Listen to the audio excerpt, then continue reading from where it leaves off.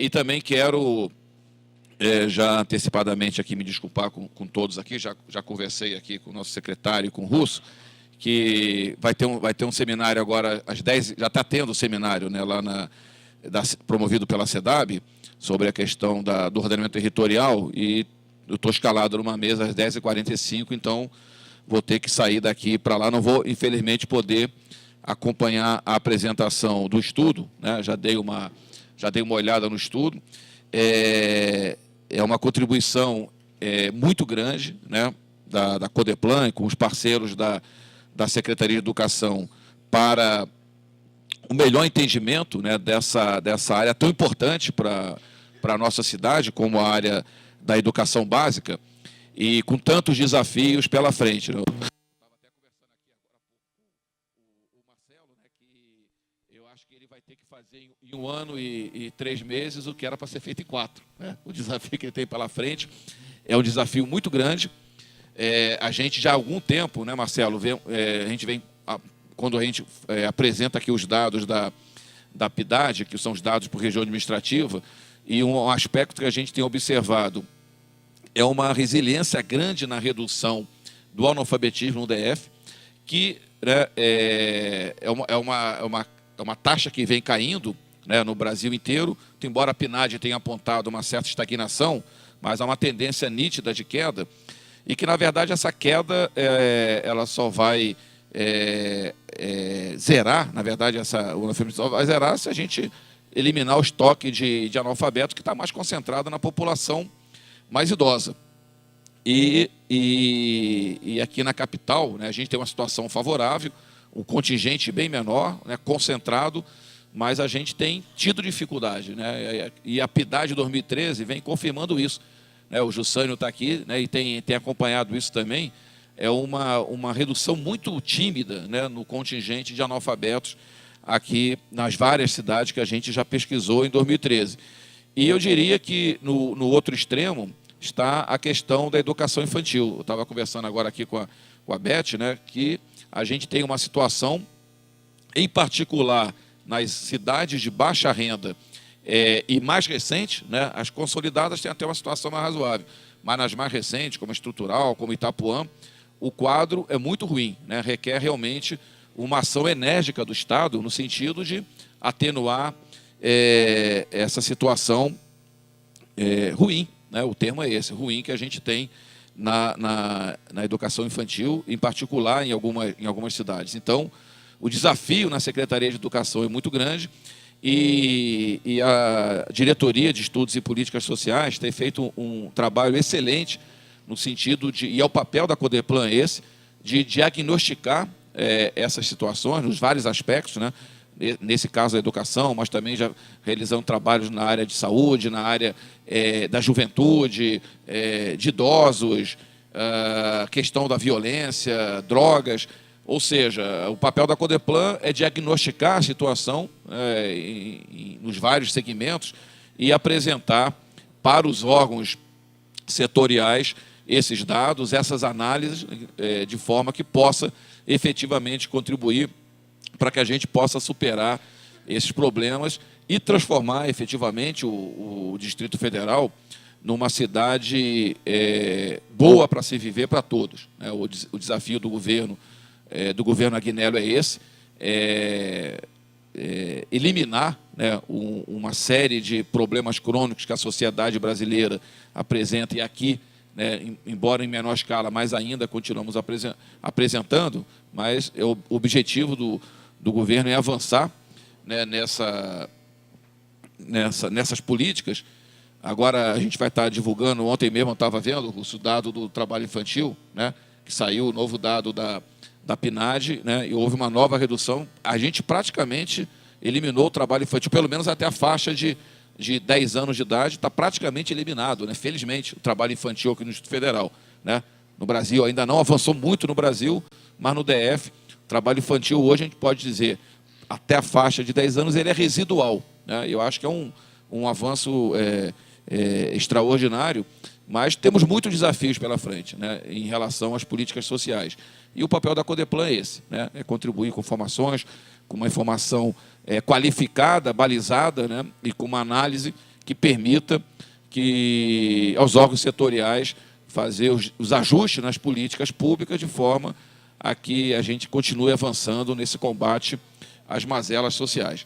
Eu, infelizmente, vou ter que me ausentar, porque já está lá na hora da mesa lá no seminário, mas eu desejo aqui, né, um ótimo debate. O modelo que a gente faz aqui dessas apresentações, né, é uma apresentação seguida de um debate, né, é essa a ideia, né, de fazer aqui com todos os técnicos da empresa, com os convidados, e eu desejo a todos aqui um ótimo debate sobre esse tema, educação básica no Distrito Federal. Obrigado. Antes de passar a palavra ao Oswaldo Russo, gostaria de registrar aqui a presença do Marcone Lima, que é assessora deputada pelo Estado de Goiás, Marina Santana, e os representantes da Prefeitura de Valparaíso, Gilmar e Cláudia. Obrigada pela presença, sejam bem-vindos. Tá? Doutor Oswaldo, a palavra com o senhor. Bom, inicialmente agradecer a presença aqui da imprensa e, ao mesmo tempo, dos servidores aqui da Codeplan e os nossos visitantes aqui, ilustres aqui, da Câmara dos Deputados, de Valparaíso, da Prefeitura de Valparaíso. Gostaria, em primeiro lugar, também agradecer a presença aqui sei da agenda do secretário da Educação, Marcelo Aguiar. A presença dele aqui é importante, que foi um trabalho em parceria, foi um trabalho em parceria com ele, a gestão está iniciando, uma nova gestão, mas que ele já passou também pela educação, e fizemos uma parceria com ele, esse estudo, e agradecer a presença dele, que exatamente vai enriquecer do que, não só apresentando os dados por nós, mas o que fazer, né? Que é o objetivo melhor, é o aperfeiçoamento da educação no Distrito Federal.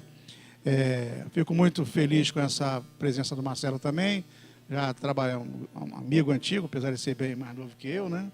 Mas já trabalhamos junto em vários momentos, aqui no GDF mesmo, no governo Cristóvão, depois no governo federal, no governo Lula, antes mesmo no governo Itamar, já trabalhamos junto no INCRA também.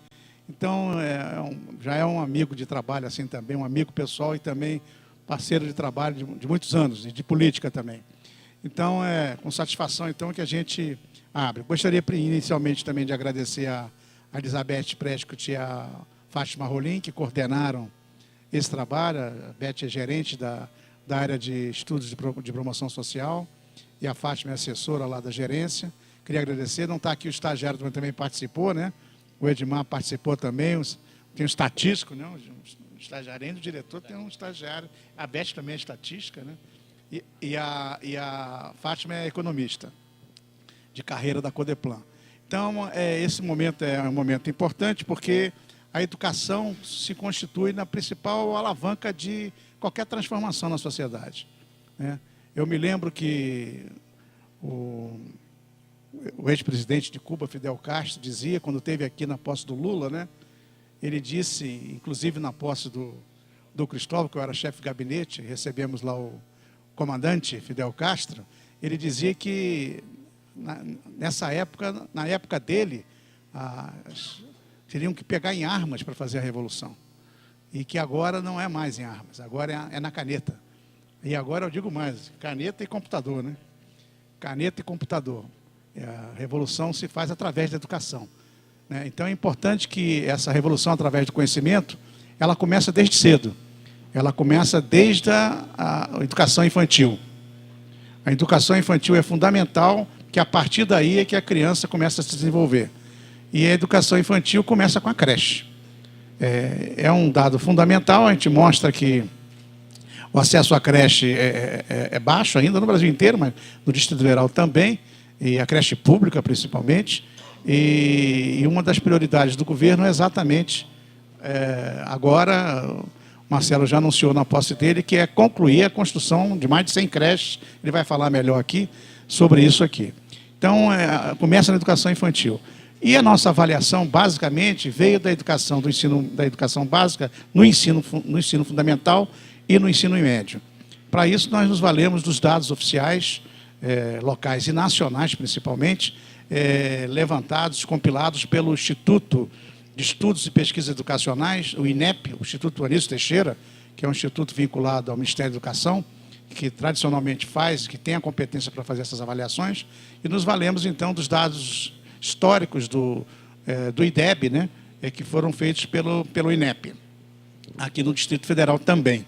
E nesses dados mostram claramente que o grande acesso ao ensino fundamental, que é uma grande revolução que o Brasil fez nos últimos anos, né, de universalizar praticamente o ensino fundamental, e, ao mesmo tempo, no ensino fundamental são avaliadas 2 séries, né, as séries iniciais do ensino fundamental e as séries finais, que é feita que é utilizado para avaliação. E o DF, ele alcança, a Beth vai mostrar aqui isso, o DF alcança valores acima das metas fixadas. Então, os valores observados pelos alunos da metodologia aplicada de avaliação mostra que os estudantes têm uma avaliação superior às metas fixadas, porque o IDEB fixa uma meta para cada etapa do ensino e para cada ano. E as metas têm sido alcançadas no DF. O DF tem superado as metas que são fixadas para ele, e mais do que isso, as notas observadas, os índices observados para o DF são superiores em todas as etapas à média Brasil. Então é importante que agora a gente não pode se contentar, até o secretário vai falar isso, a gente não pode se contentar com esse resultado, né? Porque a educação é um conhecimento permanente. Então a gente precisa evoluir. O ensino fundamental, inclusive nas notas finais do ensino fundamental, as escolas que superam as metas no ensino fundamental, é quase 50%, 40 e poucos por cento, quase 50% atinge as metas. Mais da metade das escolas, dos alunos, atinge essa meta. Então é importante que a gente tenha essa avaliação que precisa melhorar, mas tem uma situação que já está melhorando. Agora, nós temos um gargalo, e o estudo mostra isso, que é o ensino médio. Aí tem várias razões. O secretário Marcelo vai poder se dedicar mais a isso aí, como especialista na área, na avaliação e também no que fazer. Mas o ensino médio mostra uma taxa de reprovação maior, o jornalista já viu isso aí no jornal, maior do que o ensino fundamental, e uma taxa de abandono maior ainda.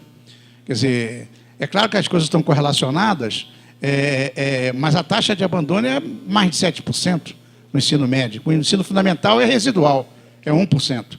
É fundamental. Quer dizer, no fundamental é residual a taxa, enquanto que no ensino médio é maior. Tem várias razões que explicam isso aí. É claro que precisamos focar, falar da educação como um todo, mas o ensino fundamental é importante que a gente tenha uma priorização para que a gente possa... É claro que quando chega no ensino médio é a repercussão dos outros anos, porque o ensino médio você exige mais, né? No ensino médio a exigência é maior para a pessoa aprender. E, evidentemente, quando há exigência maior, o aluno que não está mais bem preparado acaba sentindo mais. Mas não é só esse o fator. Tem outros fatores também, como, por exemplo, a busca do trabalho. Pesquisa que nós fizemos sobre a educação, sobre o trabalho infantil, aqui no Distrito Federal, apesar de estar caindo muito, como disse o presidente, a gente mostrou aqui que a busca por trabalho nas adolescentes de 15 a 17 anos, portanto, idade compatível com o ensino médio, a busca é muito grande.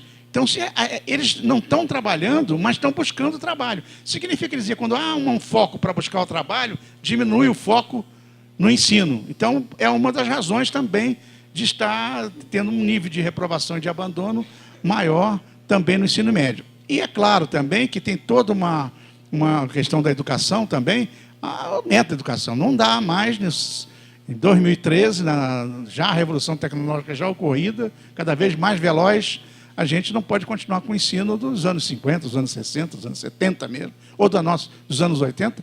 Quer dizer, a internet é de 97, que veio no Brasil aqui, é de 97 a internet. Quer dizer, não dá para continuar com a década de 90. Não dá para continuar com a década de 90. Então é preciso ter um aperfeiçoamento do ensino, uma mudança, uma inovação no ensino. onde se invista mais em tecnologia, não só na educação integral, com disciplinas que são não tradicionais, como de artes, né, e outras mais, mas precisa ter um investimento alto em tecnologia, ou seja, em estruturar as escolas com tecnologia. Então, é importante que a gente saiba que as soluções na educação não são rápidas, elas são soluções sempre de médio e longo prazo. Mas as coisas têm que começar a ter uma mudança mais veloz. As coisas mudaram, estão melhorando, mas ainda num ritmo não compatível com aquilo que a sociedade está exigindo. Eu passaria, então, a palavra para a Elizabeth Prescott, para fazer a apresentação, primeiramente para a Nilva, para a Elizabeth mesmo, para fazer a apresentação mais uma vez, agradecendo a presença do Marcelo e de todos vocês que estão aqui.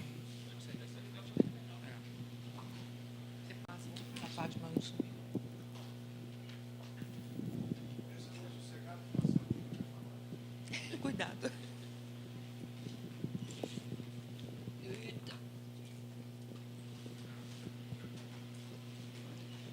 Bom. Bom dia, gente. Bom, primeiro eu quero me apresentar, porque, afinal de contas, é a primeira apresentação que eu estou fazendo aqui na Codeplan, né? Eu sou Elizabeth Prescott. Na Codeplan. Na vida, não. Né? E, de uma certa forma, tem pouco tempo, né? Recém-chegada, e estou inaugurando aqui a apresentação. Bom, mas esse trabalho aqui que a gente está divulgando, ele tem mérito, né? E aí eu acho importante citar as pessoas que participaram. Uma delas é a Fatinha, que acabou de sumir daqui, que foi buscar lá uma cópia do PowerPoint e que foi a responsável por ir atrás das informações, juntar as informações, né, organizar, apresentar e analisar. E ela que deu realmente o ponto principal, o start desse trabalho, né? Eu queria que você voltasse àquela tela inicial. Agradecer também o Edmar, que é um estagiário, um estatístico, que colaborou muito, rodou base, fez mapa, fez uma opção de coisas que nem toda a gente aproveitou ainda, pelo menos nessa fase, né? Agradecer à nossa artista da Dibus, que é a Jamila, que ela que idealizou assim, essa capa, né?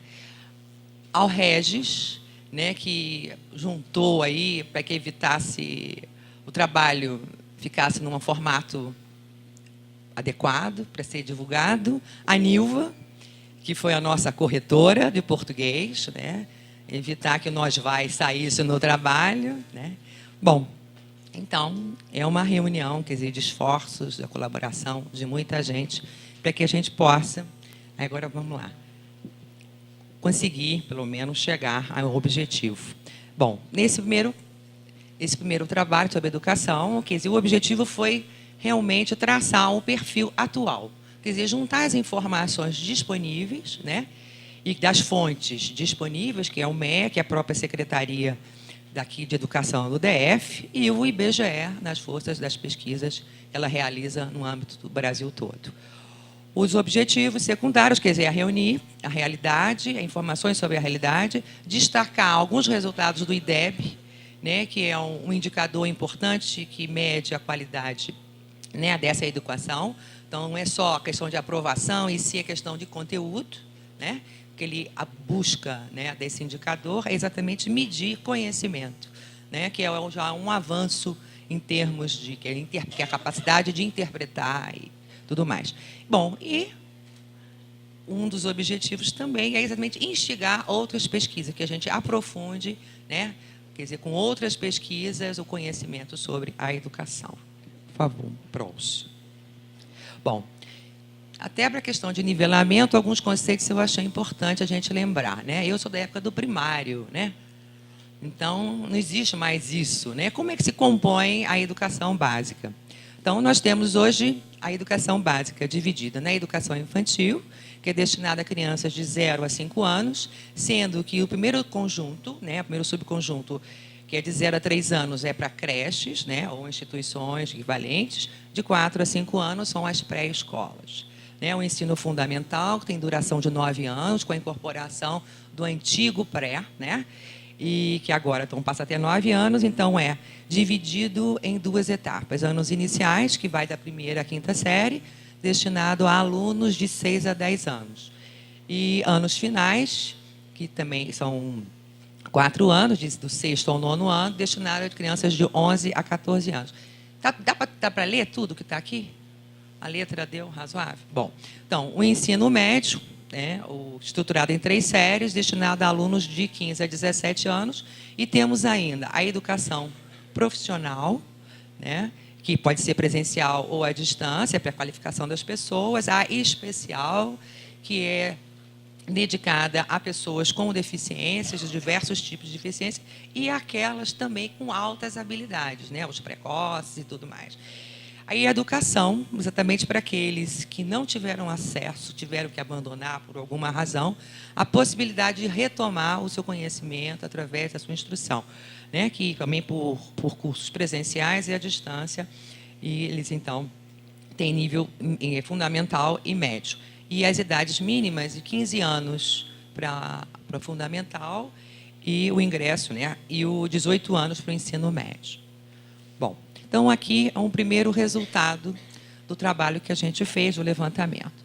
Então, identificamos 1.108 estabelecimentos de educação básica, né? Aqui nós separamos por dependência administrativa e nós temos 632 escolas públicas distritais, né, do governo do Distrito Federal. 466 escolas privadas, 10 escolas públicas federais, e há uma concentração dessas escolas, e aliás é uma coisa bem típica daqui de Brasília, de ser muita coisa localizada em meio urbano. Então, 97% dos estabelecimentos estão em áreas urbanas. Tá? Uma outra coisa que a gente observou também é que não houve variação de escolas, uma ligeira variação de 2011 em relação a 2010, mas depois ele retrai novamente em 2012. Tá? Bom, próximo. As matrículas, que eu acho que isso é uma variável bem significativa. Quer dizer, você tem o número de escolas, mas as escolas elas variam de tamanho, né? Então, o contingente de pessoas matriculadas é que a gente tem uma ideia mais palpável de quem realmente está nas escolas. Então, uma observação que houve uma retração em 3% das matrículas das escolas públicas urbanas. Aqui eu procurei retratar, porque aqui é uma apresentação, a gente tem limites, e eu botei aqui o dado geral, né? Não separei urbana e rural. No trabalho, a gente tem esse detalhamento. Bom, então a gente vê que há uma retração das escolas públicas urbanas, né? E uma tendência de declínio confirmada em 2013. Ou seja, com o resultado da pesquisa, que foi divulgada pela Secretaria de Educação agora no início do segundo semestre, a gente observa que o número de matrículas em 2013 cai de 473 mil para 472 uns quebrados. Essa informação também está disponível no trabalho de forma separada. Tá? Então, há uma tendência realmente de redução. E você tem uma coisa que é importante, impressionante, embora não muito representativa, é o aumento de matrículas em escolas públicas federais. Tá? Você vê ali um aumento de 60%. Esse aqui é um indicador geral. Esse crescimento geral dá em torno de 56%, mas na hora que você detalha as escolas públicas federais que estão localizadas em ambiente urbano, esse crescimento vai para 60%. E outra coisa, quando você observa a variação também das matrículas em escolas privadas, você tem um aumento de 6%, né, em relação a 2010, e se você analisar as áreas rurais, as escolas localizadas nas áreas rurais, você tem um aumento significativo das matrículas, de 5,8%. Quer dizer, ele é um comportamento bem diferente do que está acontecendo nas escolas públicas urbanas. Tá? Próximo. Bom, taxa de aprovação, reprovação e abandono. Então, aqui é uma comparação entre ensino médio e ensino fundamental. O ensino médio, o ensino fundamental, você vê que tem as taxas melhores, né?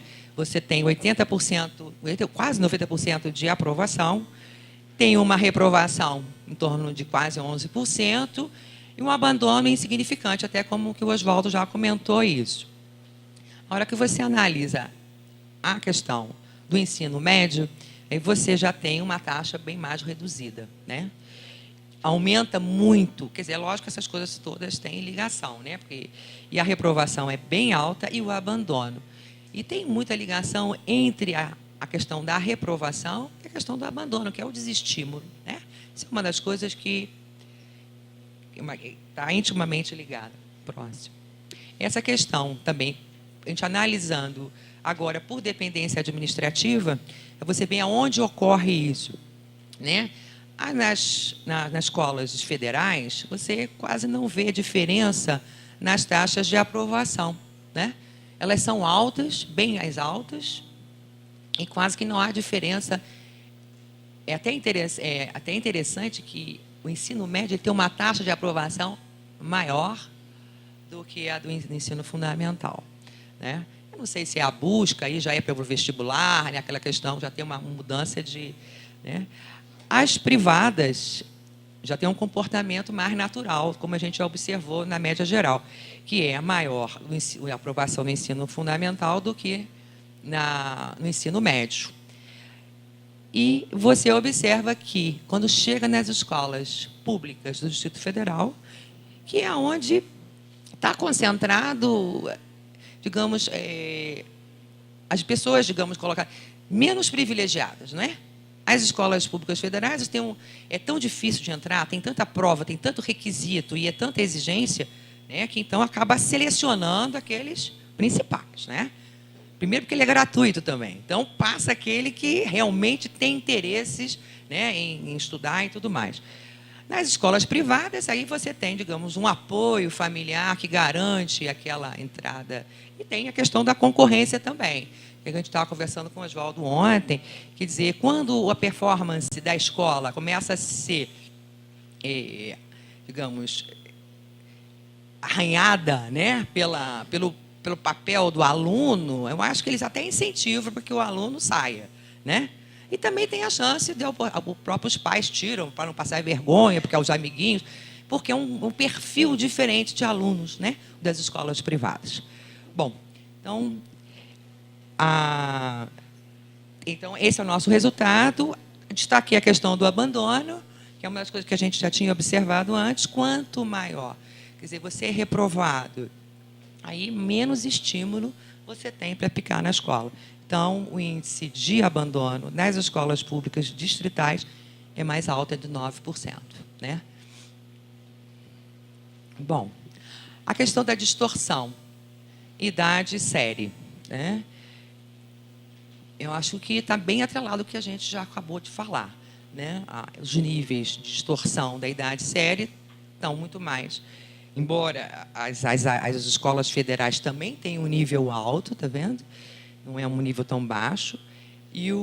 Mas nas escolas distritais, o nível de distorção é bem elevado, principalmente no ensino médio.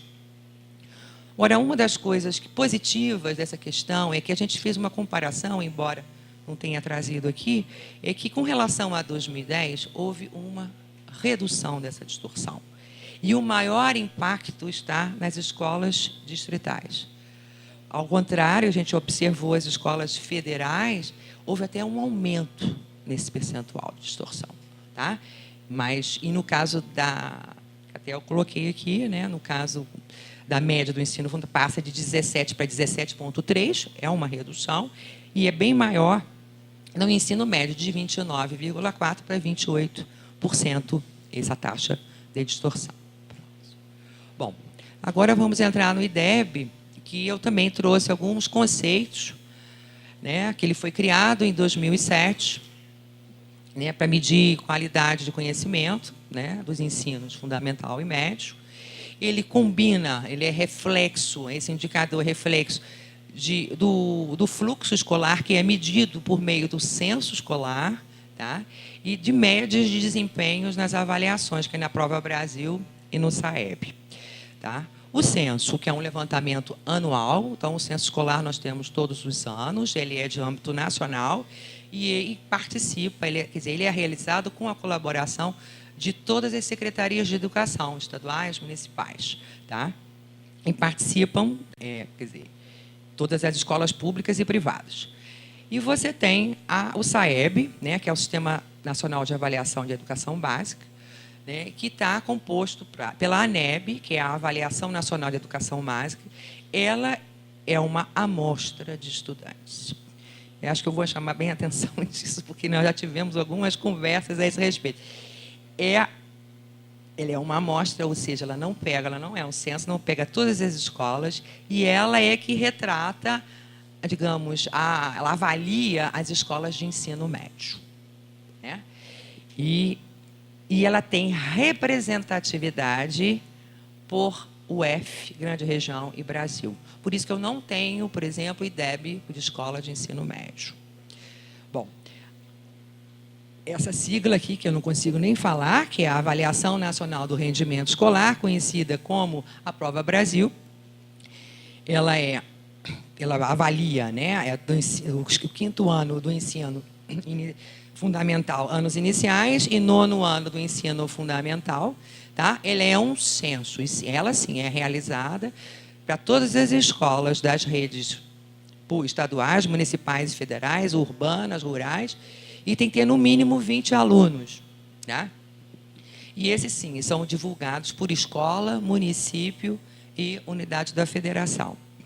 Essas provas, né, elas são realizadas a cada 2 anos, né, com aplicação de prova da língua portuguesa e de matemática, tá? E tem um levantamento socioeconômico que traça um perfil desse estudante. E esse ano de 2013 estão introduzindo o primeiro teste de ciências. Pode passar, tá? O primeiro teste de ciências vai acontecer agora, em novembro de 2013. Então, além de português e matemática. Bom, uma das coisas que a gente comentou, a meta calculado, para que a gente tenha uma média, quer dizer, o objetivo da criação desse indicador é chegar a uma média 6, tá? Essa média 6, ela foi estabelecida comparativamente aos países obtidos nos países mais desenvolvidos, né, ligados à OCDE. Ela tem inspiração no PISA, que é um programa internacional de avaliação de alunos, tá? E todas as metas, a primeira avaliação foi feita em 2005, e essa avaliação ela virou reflexo de uma meta, ou seja, para 2007. Ou seja, você tem que manter a mesma situação que você está hoje. É um desafio você ficar. Depois ela passa a ser crescente. Bom, esse porquê que as metas estão estabelecidas, isso é uma curiosidade, até 21, por conta do bicentenário da independência. Isso é mais uma curiosidade. Bora. Próximo. Mudou a minha... Bom, isso aqui é um resultado que compara os IDEBs obtidos, quer dizer, compara Brasil, Distrito Federal, e os IDEBs observados são as notas, não, os índices conseguidos pelos alunos e as respectivas metas. E a gente observa em verde todas as metas que foram atingidas, quer dizer, os índices obtidos, eles estiveram igual ou acima das metas estabelecidas para aquele ano. Com exceção, aqui a gente vê o Brasil conseguiu atingir as metas 2007, 2009, 2011. O Distrito Federal está bem avançado, ele no ensino, anos iniciais, anos finais. O ensino médio é que ele não chegou a atingir a meta do índice de 3,9, né? Mas ele chegou bem próximo, ele manteve o mesmo indicador da última avaliação, né? Uma das coisas também que, aliás, o Oswaldo comentou aqui, é que você observa, a gente já comentou, cada escola, cada município, cada instituição, cada grupo, rede de ensino, eles têm metas específicas, né? Então, as metas específicas do Brasil não necessariamente são as metas do DF, né?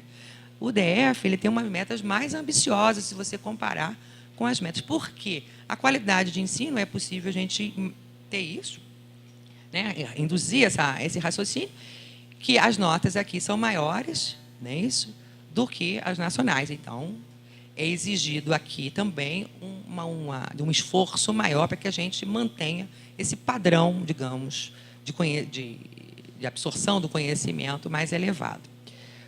Próximo. Então, agora destacar isso aí que eu estava comentando, que é a questão comparativamente da rede privada e a rede distrital aqui no DF.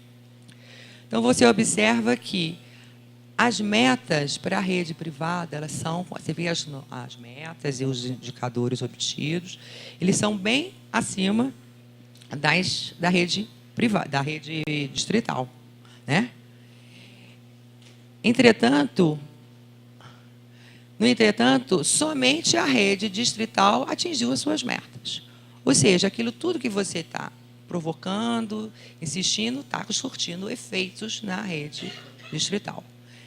Agora, realmente, a gente tem que considerar que é mais ambicioso, né, a rede privada, né? E que é muito mais difícil, né, você sair ali do 7 para o 7,5, né? Então, é mais difícil. Passar do 5 para o 7 é mais fácil, né? Então, e eu acho que esse é um dos pontos. Mas, então, você vê que a rede privada não atingiu as metas estabelecidas pelo IDEB. E a rede pública atingiu, né? Bom, próximo. Bom, esse aqui é uma análise de quantas escolas, né? São 384 escolas públicas distritais do ensino fundamental anos iniciais e apenas 16% atingiram ou ultrapassaram as metas. Quer dizer, então isso é uma análise já por escola, né? E não as médias, né, de rede ou anos iniciais, exatamente. Bom, 57 escolas públicas do Distrito Federal atingiram ou superaram a média de 6, que é um indicador que é o de referência Brasil, né? Bom, e aonde estão essas escolas? É até intuitivo, né? A maioria está na RA de Brasília. Mas temos 12 escolas em Taguatinga, 6 na Ceilândia, 3 em Sobradinho, 2 no Gama, 2 no Guará, e nas demais, para completar os 57, estão espalhadas em outras RAs. Próximo. Olha, interessante. O resultado são 991 escolas que participaram do IDEB de 2011, né, do ensino fundamental anos finais. 45% conseguiram atingir as metas, tá? E quase 40% ficou abaixo das metas. Agora, entretanto, só 8 escolas, olha só, o nível de exigência é diferente. Nós estamos falando dos anos iniciais, a nota era a nota, né? A gente acaba chamando de IDEB de nota. 6, agora já é 5. Está vendo? E apenas 8 escolas conseguiram chegar ao índice de 5. Tá? 5 na região administrativa de Brasília, 3, uma em cada uma, Brasilândia, Planaltina e Taguatinga. Bom, aqui são alguns números que a gente buscou trazer do trabalho apenas para dar uma geral nos resultados das escolas públicas do Distrito Federal. 645 escolas, né? E 570 são urbanas e 75 estão na área rural. Ceilândia, Brasília, Planaltina, Taguatinga, Gama, Samambaia são os que têm o maior número de estabelecimentos, né? São 525 escolas com ensino fundamental, 238 com educação infantil, 191 com educação especial, 109 com educação para jovens, o EJA, né, jovens e adultos, 86 para o ensino médio e 4 para a educação profissional. Educação profissional está bem localizada, acho que é Águas Claras, que é a que tem o maior contingente, Brasília, e quero lembrar o outro. Mas também isso está divulgado no trabalho. Mas é interessante que o maior número de matrículas está em Águas Claras. Próximo. Bom, essa questão com relação à educação em tempo integral, são 275 instituições oferecendo esse tipo de educação, né? E a Ceilândia, que tem o maior quantitativo de escolas depois de Taguatinga. Quer dizer, Ceilândia e Taguatinga é onde se concentram os ensinos integral. Do projeto Piloto de Educação e Integração em Tempo Integral, o PROET, são 22 escolas em diversas regiões administrativas, né? Com 6.011 alunos já em 2013, já atuando. E a educação infantil e o 9º ano do ensino fundamental. As regiões administrativas de Ceilândia e Planaltina despontam com os maiores números de alunos matriculados nesse programa, né? E 3 escolas desse programa eles se sobressaíram na avaliação do IDEB de 2011, tá? Que foi a 400, Escola Classe da 407 Norte, aqui em Brasília, a Escola Classe 15 da Ceilândia e a Escola Classe IP, lá no Riacho Fundo. Quer dizer, elas estão com um padrão acima, né? Próximo. Bom, um dos objetivos desse trabalho é instigar novos estudos, né? Então, a gente buscou aqui, nessa apresentação, fazer alguma coisa a mais do que está no trabalho, né? Ou, quer dizer, as informações contém no trabalho, apenas a forma de apresentar é que a gente vai dar um encaixe diferente, né? Porque a gente tem os dados do Censo Escolar de 2013 aqui da Rede Pública do Distrito Federal, né? Nós temos, que é por modalidade também, e matrícula, e etapa e tudo mais, tudo separado por região administrativa. Nós temos os dados do censo de 2010. Eu não usei PNAD. A PNAD acabou de sair, podia ter pensado nela, mas aí também não deu tempo. Usei aqui o censo demográfico mesmo, e que eu tenho, graças a um trabalho feito aqui pela Caritas, que a gente conseguiu separar todas as regiões administrativas, os setores censitários, então a gente pode fazer comparações por região administrativa. E aí eu...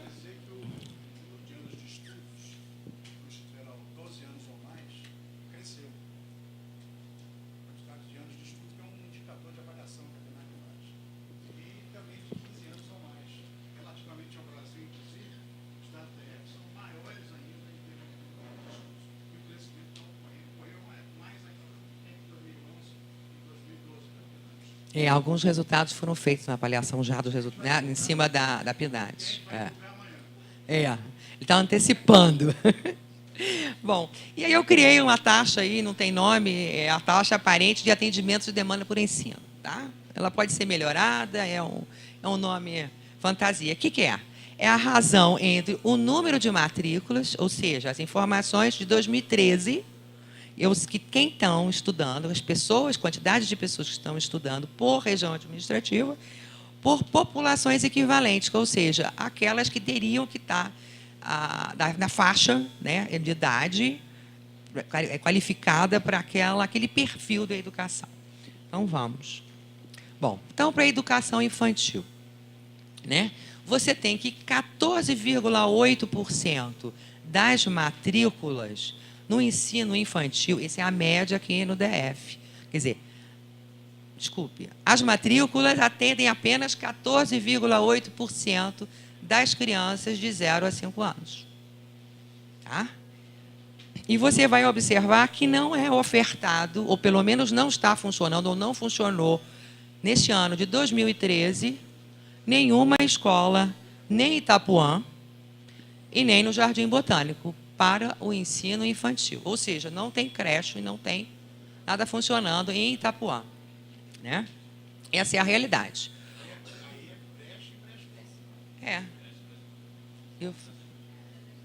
Valeu. Educação infantil, nome geral, maior.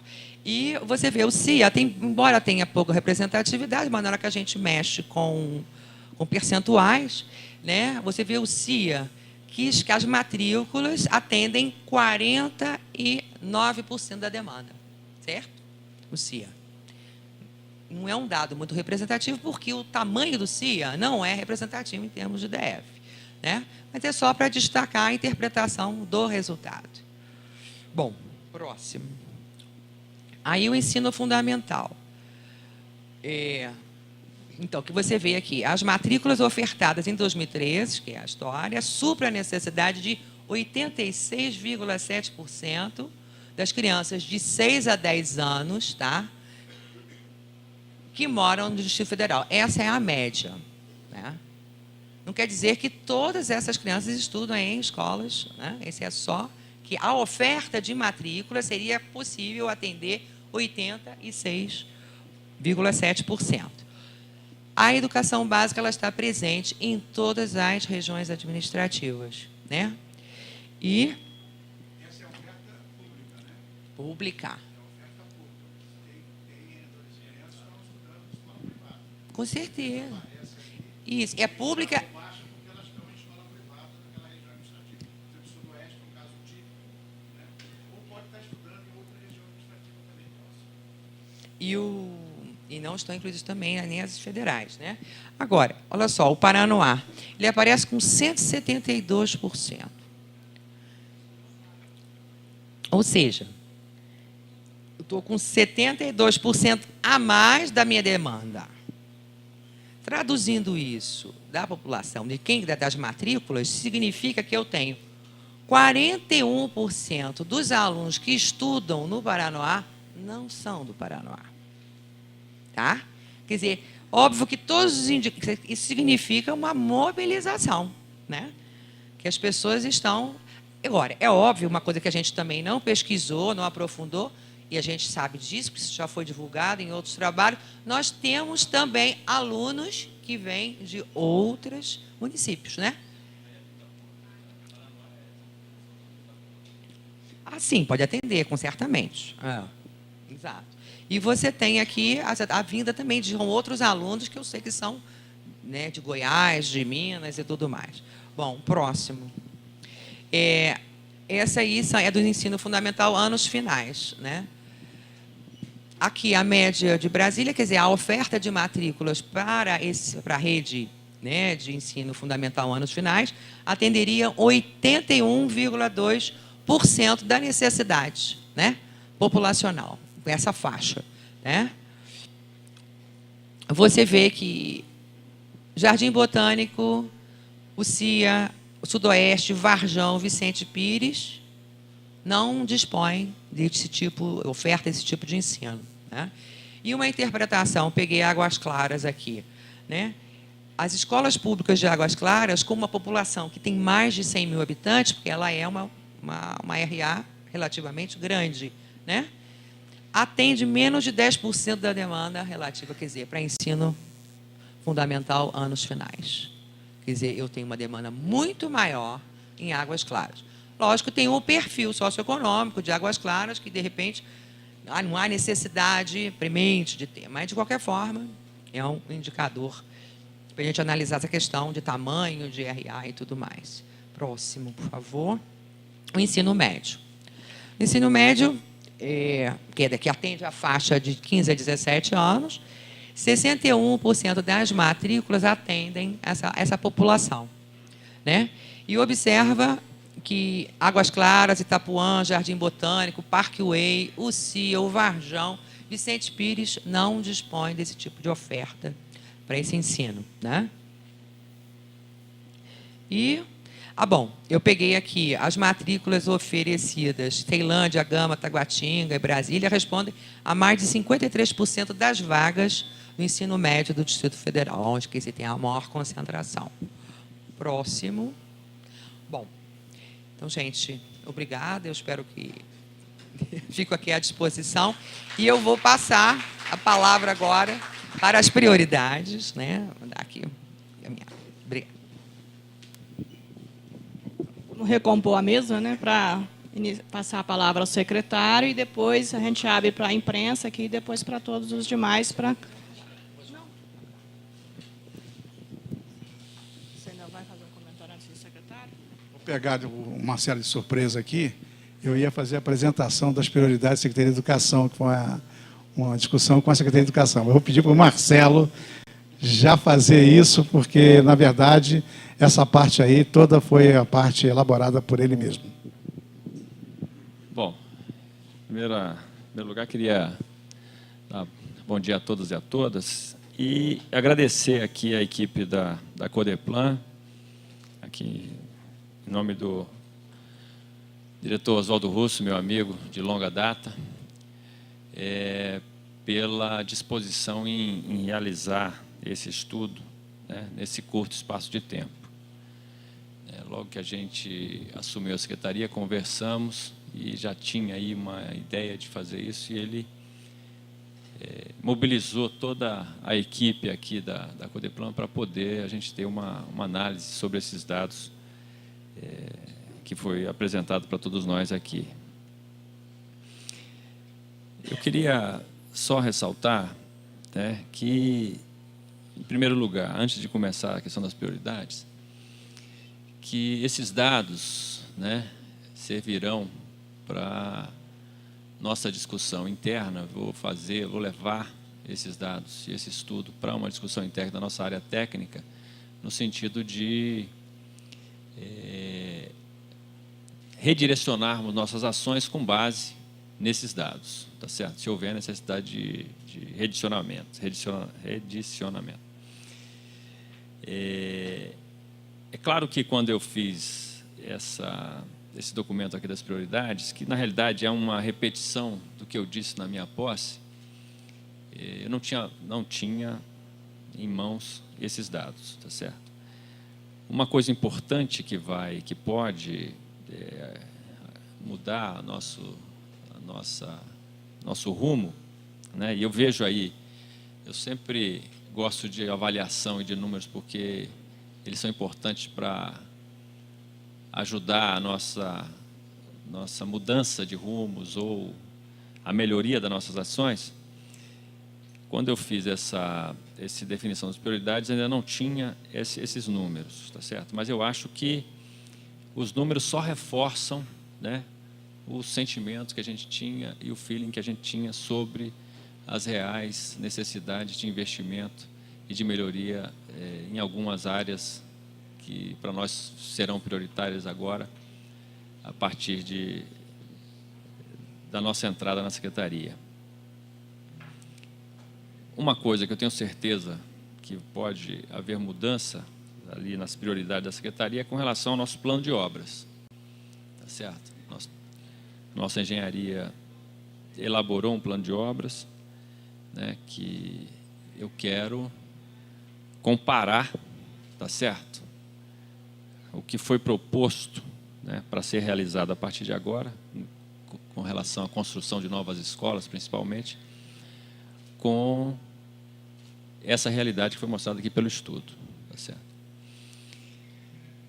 Depois a gente pode aprofundar, depois na hora das perguntas aqui, sobre esses dados que foram apresentados. Mas nós tínhamos colocado como prioridade na nossa gestão ali da Secretaria 3 eixos, tá certo? O primeiro eixo, que seria o acesso ao sistema, a entrada das crianças no sistema público de ensino, e aí estão as creches e a educação infantil. E para isso, né, eu acho que o governador Agnello já tinha tomado uma decisão acertada, né, de fazer um grande investimento nessa área, que já está em andamento, já estão em processo de construção 50 creches e centros de educação infantil, que vão ser inaugurados, né, no início do próximo ano.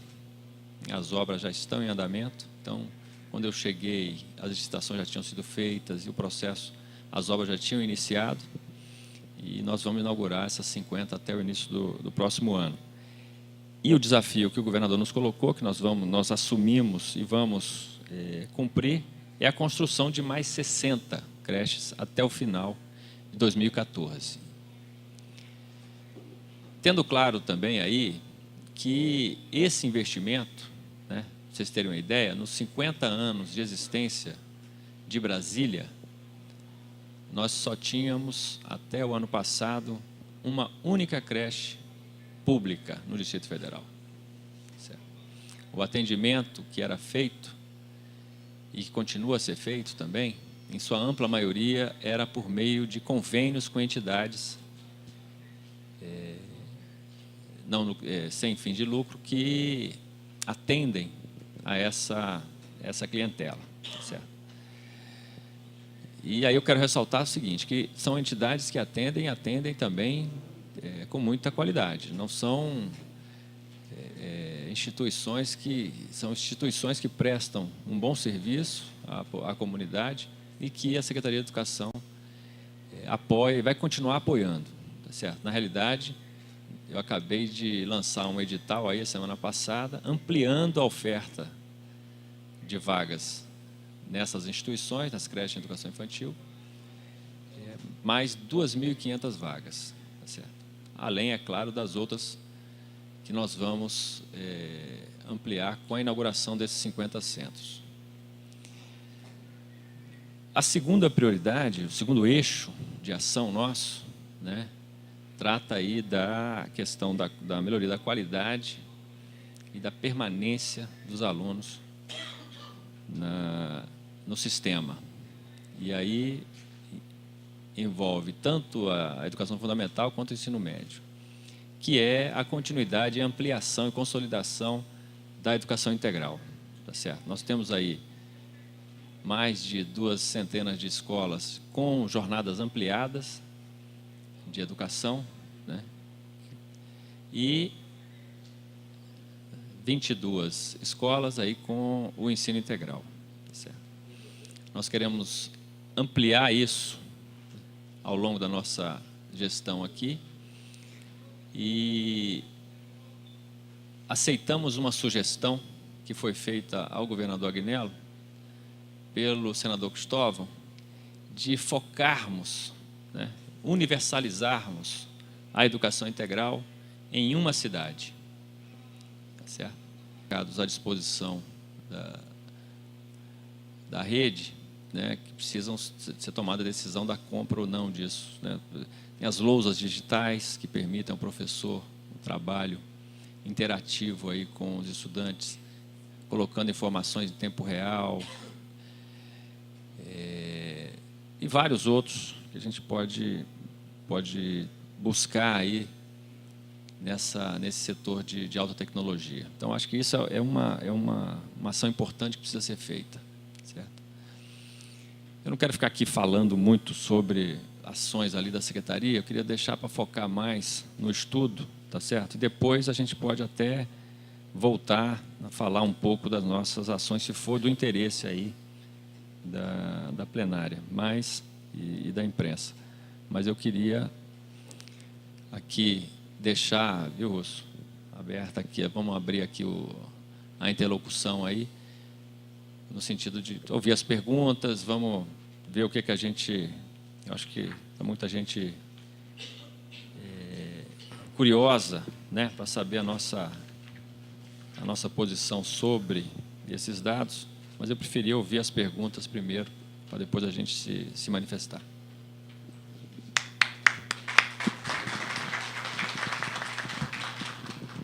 Bom, está aberta, né? Nilva, comanda aí. Vamos dar prioridade para os nossos colegas aqui da imprensa e aí depois, até para facilitar o trabalho deles.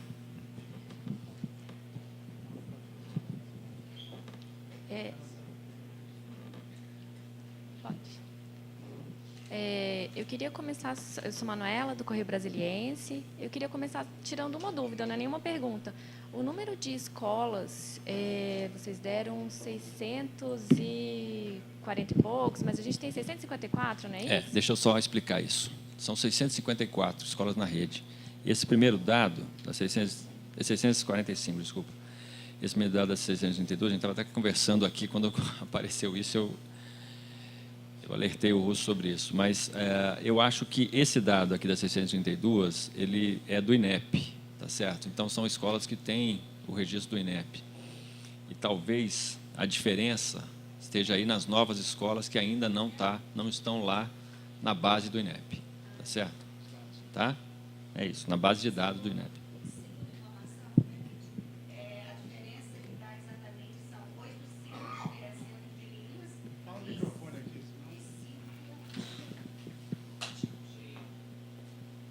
A diferença que tem entre os dois dados do INEP e da Secretaria, a informação da Secretaria de Educação é que aí está incluso na Secretaria de Educação 5 CIUs, que são Centro de Línguas, e mais 13 Escola-Parque, que dá um total de diferença de 13, que essas escolas, ela oferece apenas atividades complementares.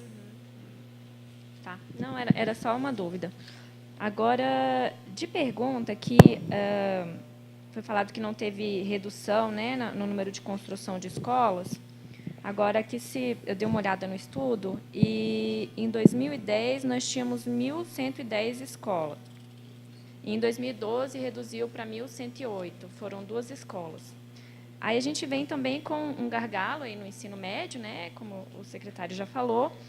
Eu queria saber se há previsão de construção também de escolas de ensino médio, até para redução de alunos no número da sala de aula, que é uma reivindicação para a melhoria do ensino, além dessa questão da tecnologia, né, que o senhor já falou. E aí depois eu queria fazer uma outra perguntinha para o ensino infantil.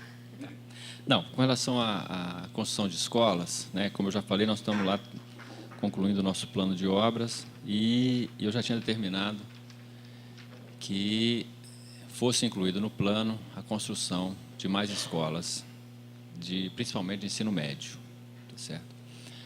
Dessa reunião lá com o Ministério da Educação, nós conseguimos viabilizar um projeto que eu já tinha proposto ao Ministério em 2010, que é a construção de escolas-parque nas cidades, tá certo? Do Distrito Federal. Nós temos as escolas-parques todas concentradas aqui em Brasília, no plano piloto, e é um resgate do projeto original da cidade e um reforço à ampliação da educação integral. Então, nós já conseguimos, para começar as obras, se eu conseguir fazer a licitação ainda esse ano, começar as obras ainda esse ano, de 4 unidades de escola-parque. Os projetos já estão prontos, tá certo? Os terrenos já estão identificados. Serão 4 escolas, uma em Santa Maria, uma em Ceilândia, uma em Braslândia e mais uma em Planaltina. Certo?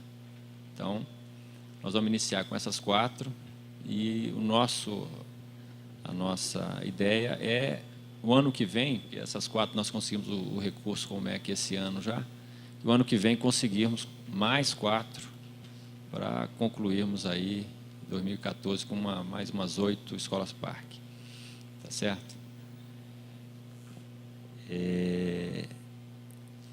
E, claro, além dessas novas que nós estamos planejando lá no nosso plano de obras, que a gente pode divulgar logo, logo aí para vocês. Tá. Uma outra diferença que eu vi foi que das 31 RAs, 16 não tem escola de ensino infantil. É 0 mesmo, não tem nada. E aí, esse plano das creches contempla essas 16 RAs? Como é que está isso? Não, essas 111 creches novas que vão ser entregues, elas prioritariamente atendem a essas RAs que, historicamente, estão descobertas nessa modalidade de ensino. É claro que a gente sabe que não é suficiente, tá certo? A demanda é muito maior do que a oferta, mesmo com esse aumento. Mas, mesmo assim, eu acho que já é um grande passo que é dado aqui no Distrito Federal para cumprir, né, a meta estabelecida de, em 2016, né, ter o atendimento universal da educação infantil.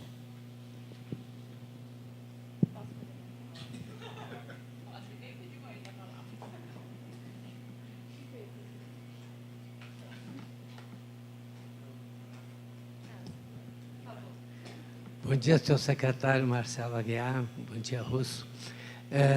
Desde o tempo do Brasil contemporâneo, de Cristóvão, que se discute essas questões educacionais.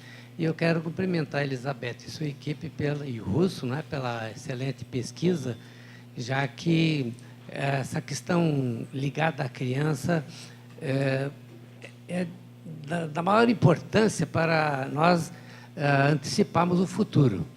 Ou as crianças são atendidas e elas devem permanecer na escola por mais tempo, inclusive talvez em tempo integral, para que não se tenha o que se vê normalmente na televisão, um chamamento à criminalidade juvenil e de adolescentes, que é muito, muito constrangedor para uma cidade que nasceu para ser um modelo, né? Não só urbano, como também no sentido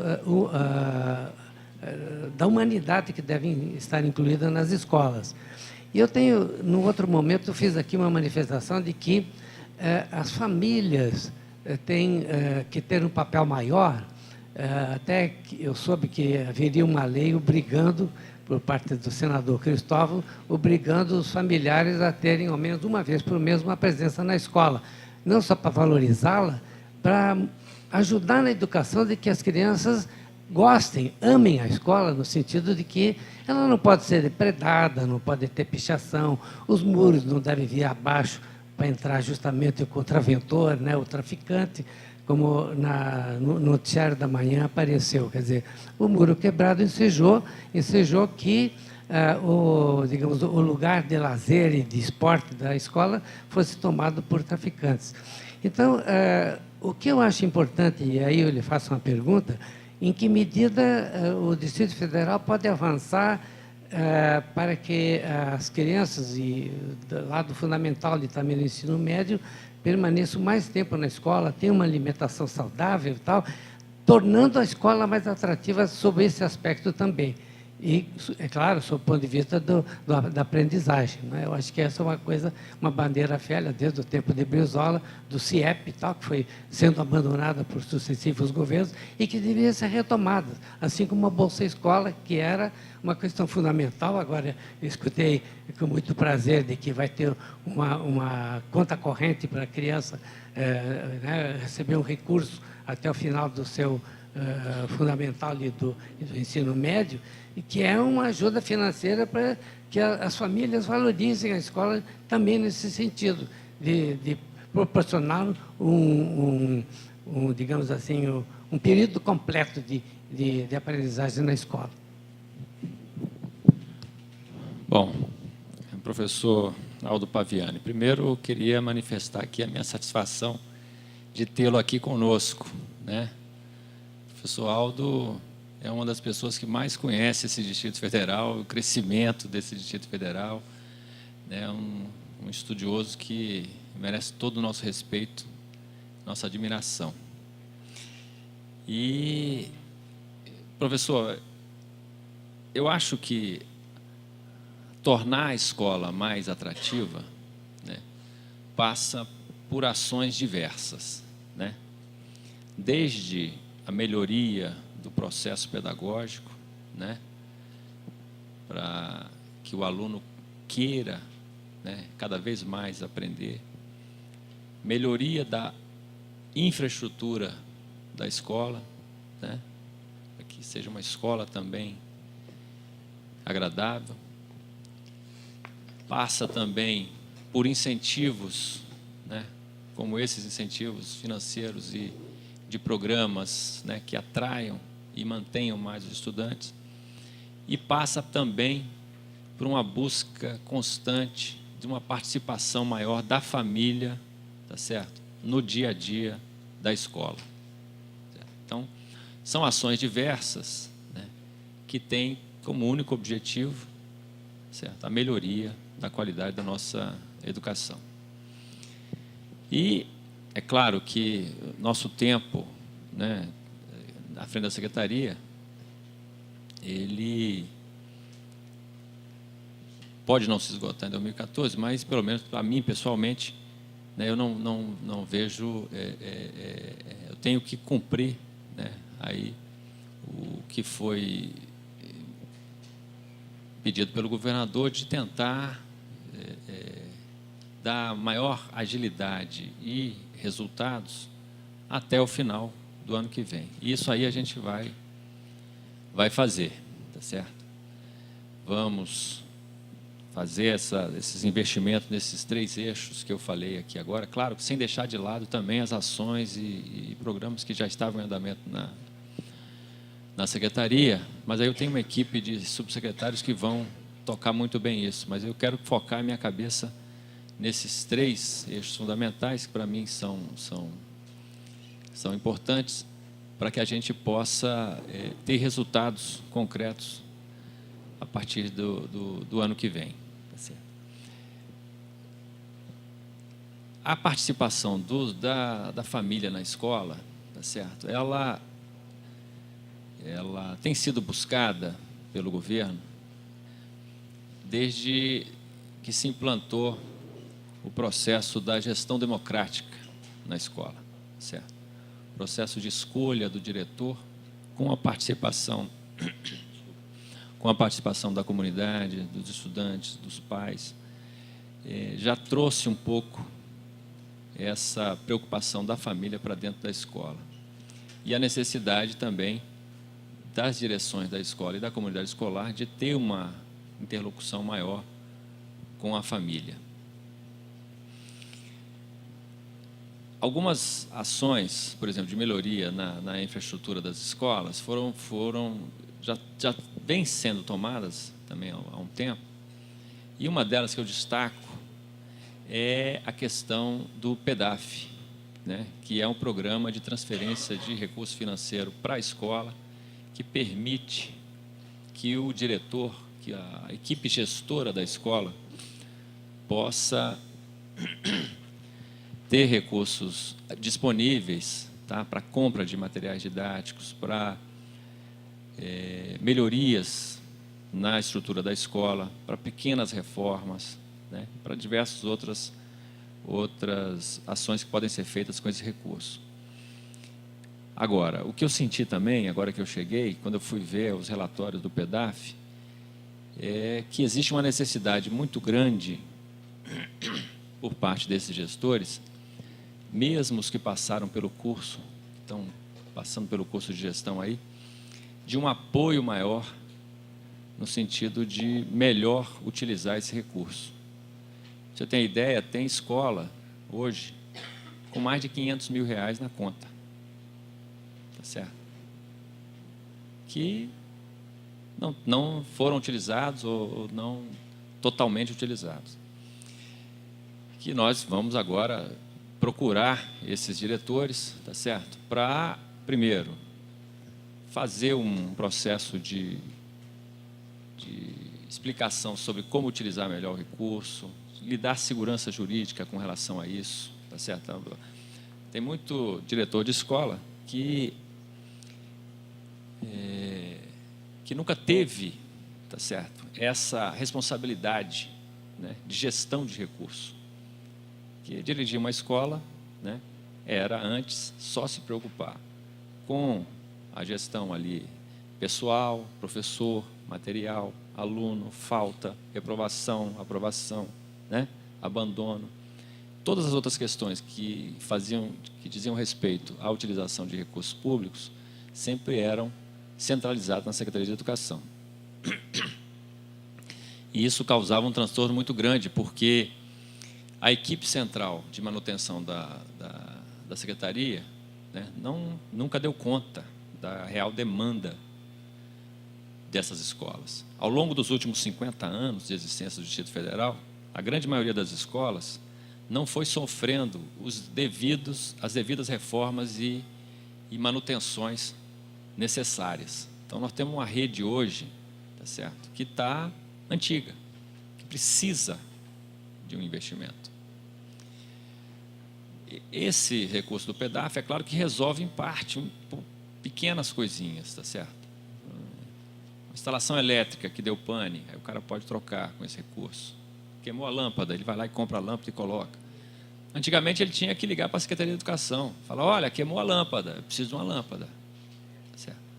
Acho que isso deu uma maior agilidade, mas isso também criou um problema, porque não foram capacitados devidamente esses gestores. E isso é uma coisa que a gente vai tentar fazer a partir de agora. Estou criando um grupo móvel aí de advogado, contador, tá certo, administradores, no sentido de poder correr, principalmente as escolas que nós estamos identificando com maior dificuldade de utilização do recurso, como essa que tem 500 mil reais na conta, outra tem 300, outra tem 400, certo? Para que ele tenha a segurança de poder utilizar bem o recurso e não sofrer nenhum tipo de processo depois do Tribunal de Contas, né? Porque também vai atingir a mim, porque no final quem responde no final sou eu, né? Então, nós estamos fazendo esse processo de capacitação, estamos chamando desses gestores, certo?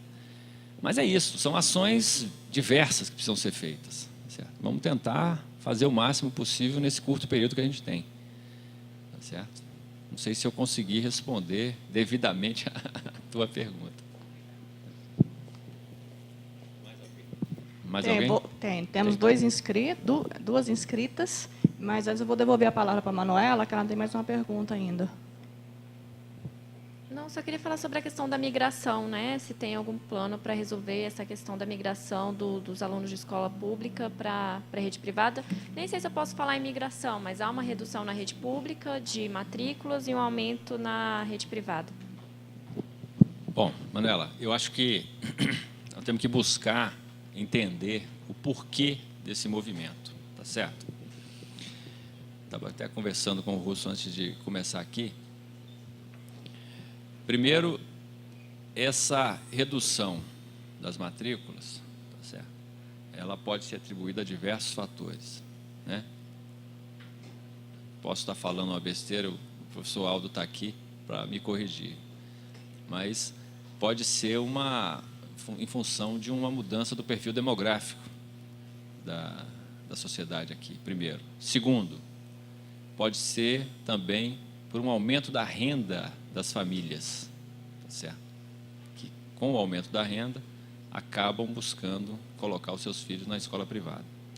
Até pelos resultados que foram mostrados aqui das avaliações do IDEB, principalmente, que colocam as escolas privadas num patamar ainda maior do que a escola pública, certo? Então, pode ser esse fator. Agora, eu também avalio que, a partir de agora, pode haver um movimento inverso. Por quê? Com a implantação das cotas para alunos da rede pública do ingresso na universidade, certo? Né? O PAS, né? Aliado à questão das cotas. Certo?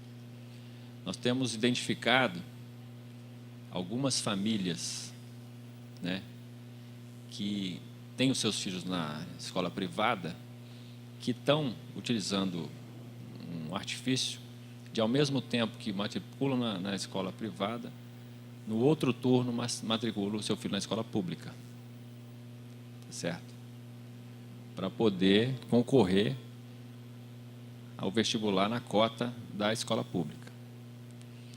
Eu acho que isso pode fazer com que esse movimento de diminuição da matrícula também se inverta, certo? Eu estou falando isso porque eu conversei isso com o Paim, o secretário executivo do Ministério da Educação,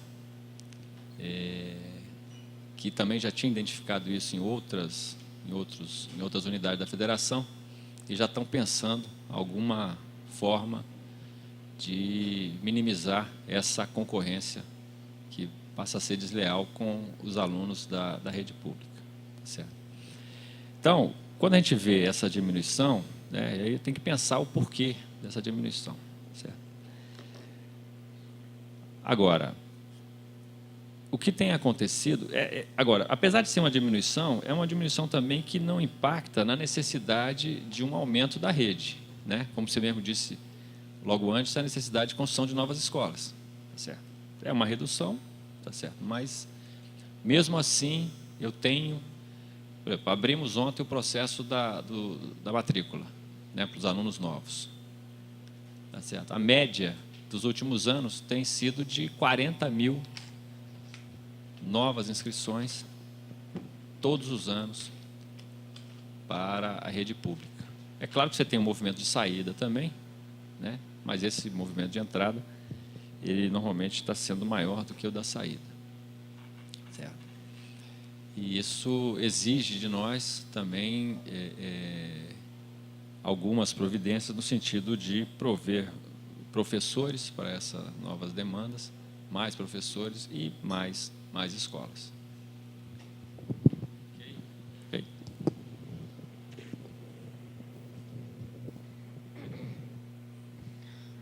Isabela, do G1. Secretário, então a gente vê aqui que a quantidade de escolas se manteve inalterada, né, de 2010 a 2012, houve até uma diminuição, e também houve uma diminuição no número de alunos matriculados. E, em abril, o Tribunal de Contas ele publicou um relatório que mostrava que as creches atendiam apenas 3,46% da demanda, e que esse número diminuiu de 2012 em relação a 2011. Então, assim, o que a gente tem a impressão é que está tudo estagnado, né? O que vai mudar?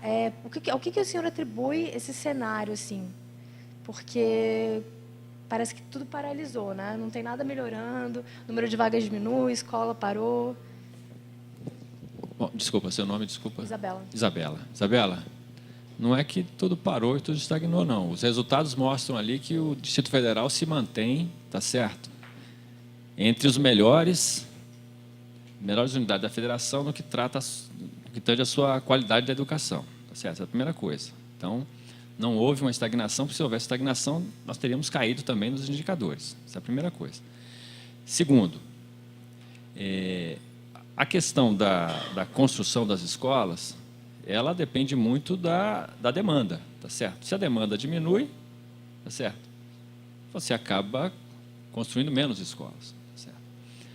O que eu falei logo no início é que o governo está dando uma atenção especial na educação infantil, certo? Vou aqui repetir: em 50 anos do Distrito Federal nós só tínhamos uma creche pública, certo? Nós estamos fazendo 50. Se isso não é compromisso, não é melhoria, tá certo? Eu não sei o que é, porque nós estamos investindo, o governo está investindo. Mas isso é processo, tá certo? Isso é processo, né? Você não constrói uma obra de um dia para a noite, né? Então, está sendo feito esse investimento maciço na educação infantil, são 50 agora e mais 60 o ano que vem, tá certo? Eu falei aqui que nós estamos preparando o nosso plano de obras, né, para o final desse ano e o ano que vem, com a construção de novas escolas, certo? E eu tenho certeza que os resultados que o governo do Distrito Federal vai mostrar ao final de 2014 vão ser extremamente positivos, certo? Além dos índices positivos que nós já temos, né, na questão da qualidade da educação. Próxima inscrita é a Carita, aqui da Codeplan. Bom dia. Queria parabenizar a Beth, ela saiu, e a equipe da DIPOS pela clareza da pesquisa, pela importância do tema. Meu nome é Carita, eu sou geógrafa do Ministério do Planejamento, secretário, e estou cedida aqui na Codeplan há 2 anos, mas também sou professora da Secretaria de Educação há 12 anos no ensino noturno. Então, desde 2001, já passei por 3 gestões diferentes. E aí a minha pergunta vai na linha de tentar amarrar essa questão que a Codeplan já tem discutido, do trabalho infantil, e mostra agora a desistência dos jovens saindo do ensino médio, a alta desistência. E o ensino noturno tem essa proposta de ser um ensino com um caráter profissionalizante para absorver esse jovem que é trabalhador. Mas, pela minha experiência, eu vejo que o ensino noturno ele não é uma prioridade dentro da política da secretaria. A minha visão, e aí vem a minha primeira questão, como é que é a discussão do ensino noturno dentro da Secretaria de Educação hoje? E o outro ponto vai na linha da modernização que o Russo colocou, que o senhor abordou em alguns pontos também. É que, assim, a minha experiência, eu já dei aula no Lago Sul, no Lago Norte, na Asa Sul, na Asa Norte, São Sebastião, em várias escolas. Todas as escolas são muito bem equipadas com equipamentos de informática. Todas. Tem laboratórios de informática, tem bibliotecas. O que eu consigo deduzir da experiência é que faltam projetos para operacionalizar isso. Eu vejo um ritmo e um comportamento da classe a qual eu pertenço, dos professores, e também dos gestores da área pedagógica, de falta de iniciativa de colocar tudo isso para funcionar. Então, acho que é um problema mais de modelo de pedagógico do que de infraestrutura tecnológica. Então, só para o senhor abordar um pouco essa questão também, obrigada pela presença aqui na Codeplan.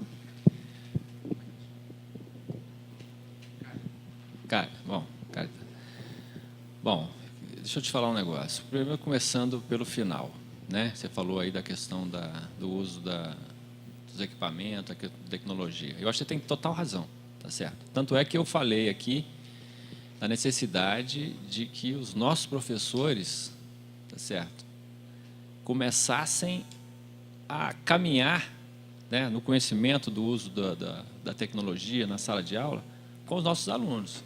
Eu falei, olha, nossos alunos sabem até mais usar os equipamentos do que os professores.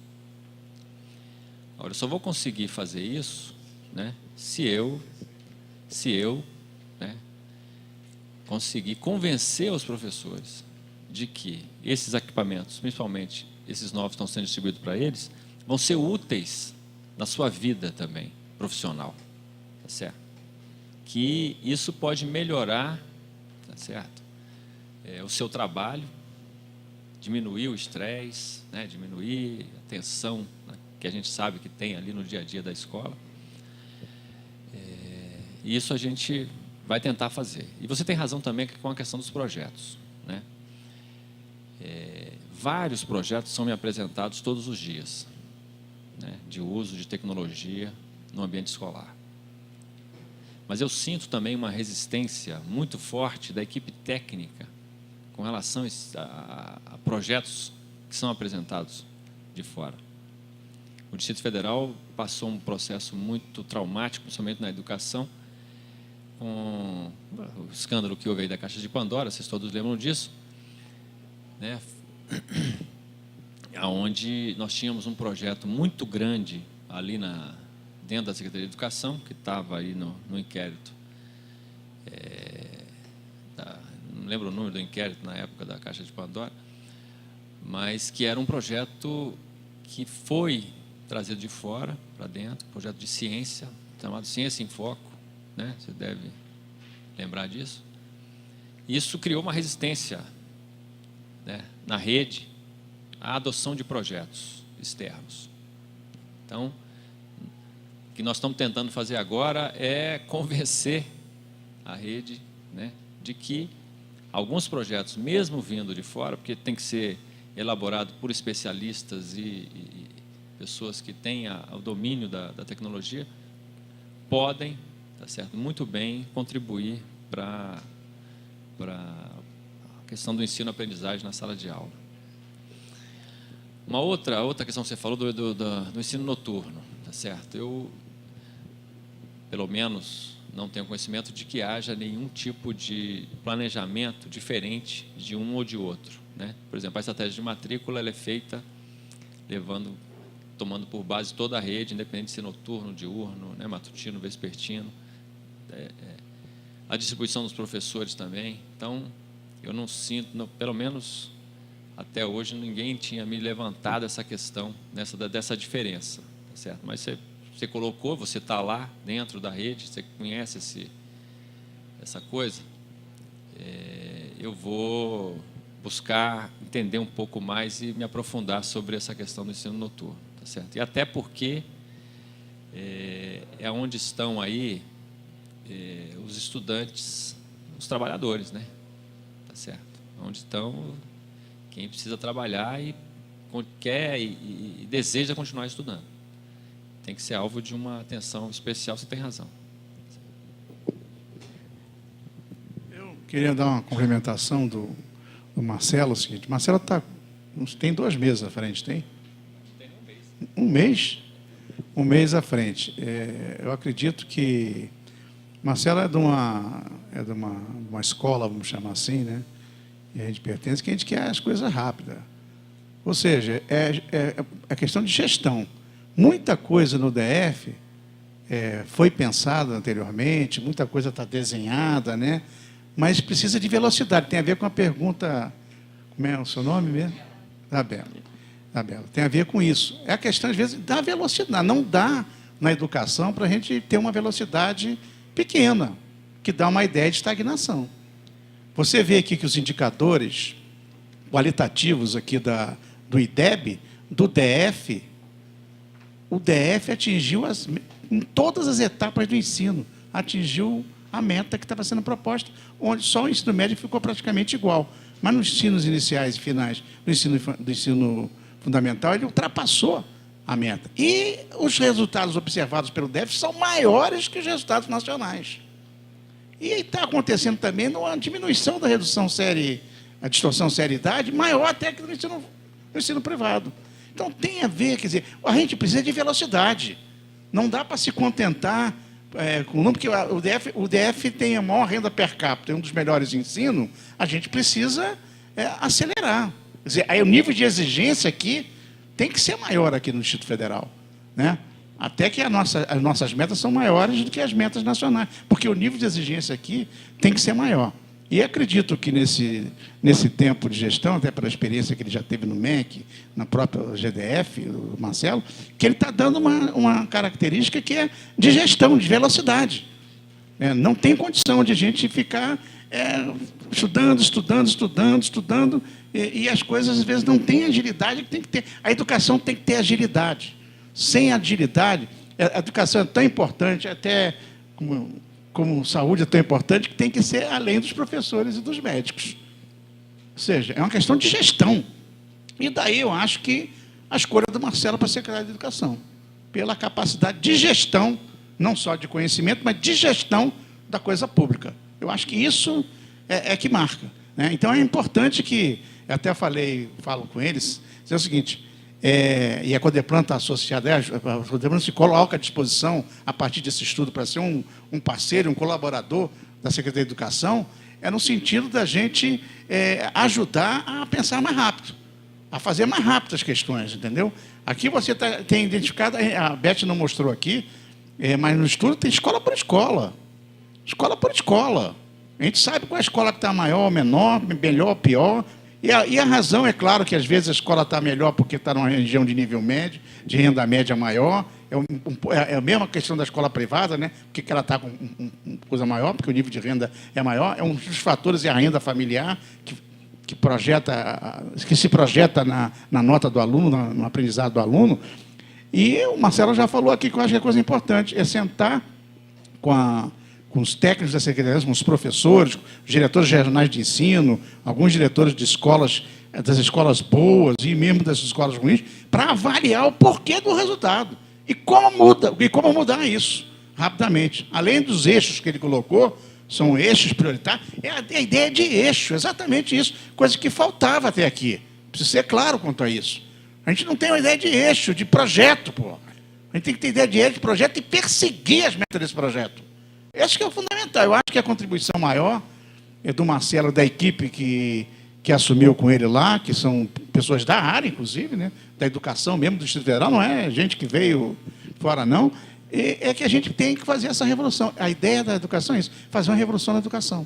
Não dá para a gente continuar, até porque o mundo hoje globalizado, a revolução científico-tecnológica exige isso da gente. Não dá mais para a gente, não tem condições de acompanhar.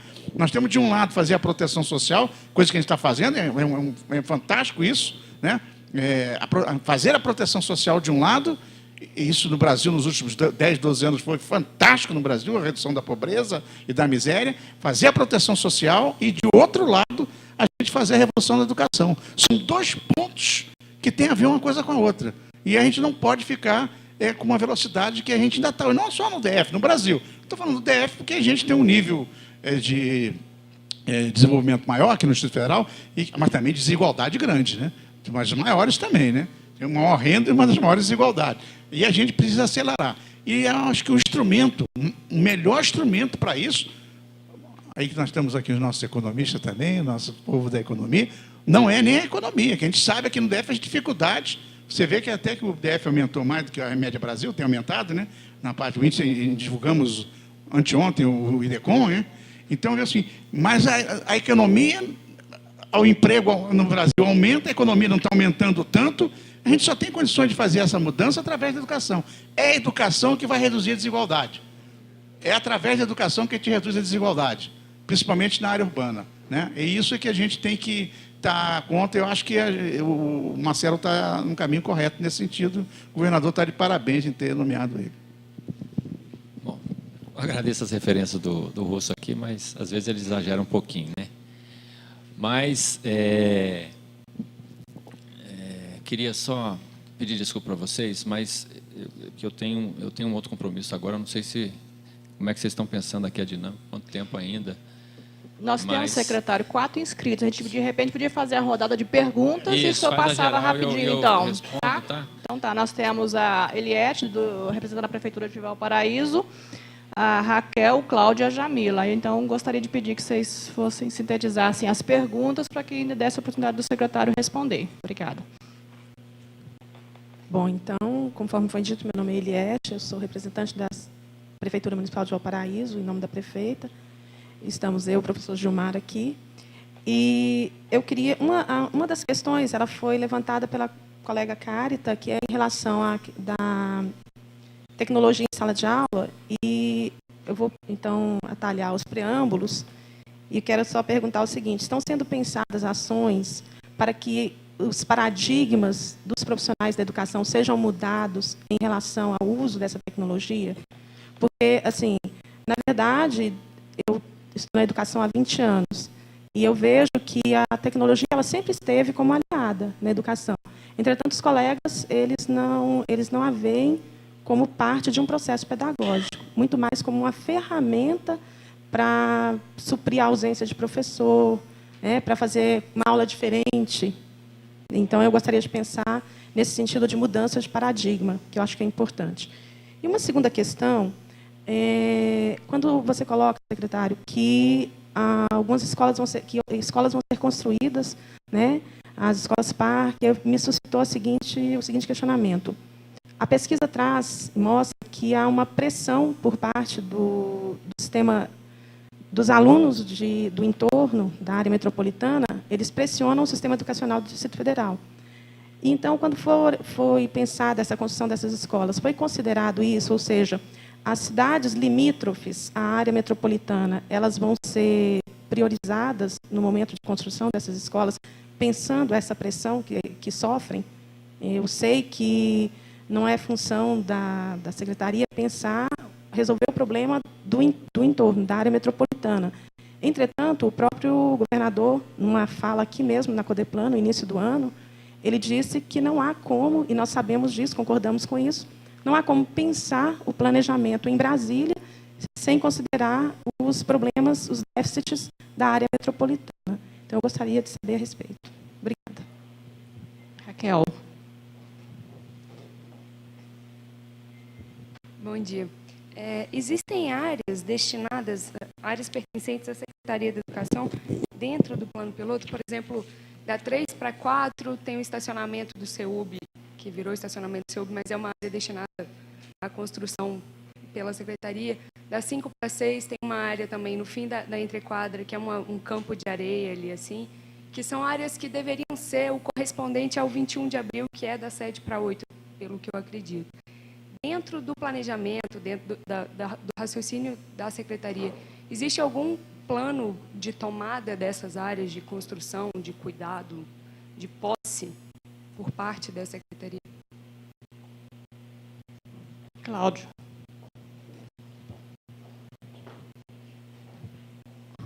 Bom, nós somos discípulos da mesma escola, porque eu tive o prazer de trabalhar com o senador Buarque também, com bolsa. Então, a única coisa... Não, vascaíno. Rápido. É uma reflexão.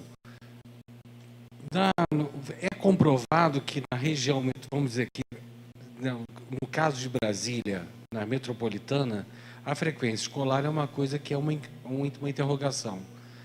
E foi justamente um dos trabalhos que eu desenvolvi até a época na Missão Criança, que é o monitoramento às escolas, quer dizer, fazer o papel da assistência social, ao contrário, né? Quer dizer, que vá à casa do aluno, sentir a situação, a realidade.